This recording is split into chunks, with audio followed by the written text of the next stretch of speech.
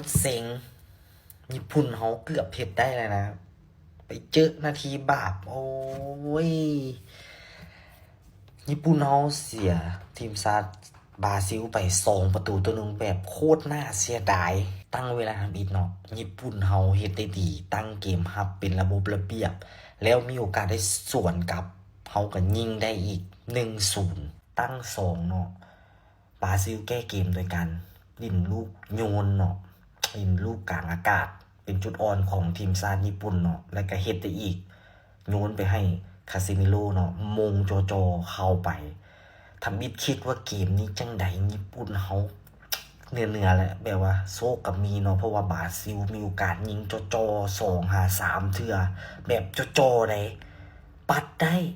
เคลียร์ออกได้แบบงงๆไผก็คิดว่าเข้าแล้วนาทีสุดท้ายบูโน่กิมมาไลเนาะจับบานได้งอกๆแงกๆส่งให้มาร์ติเนลลี่เนาะแปะแบบนิ่มๆเข้าไปคิดว่าสิปัดได้เลยถ้าปัดได้ลูกนี้แม่นจุดโทษจังใดก็ญี่ปุ่นชนะแน่นอนถ้าญี่ปุ่นนะมาเต็มสุด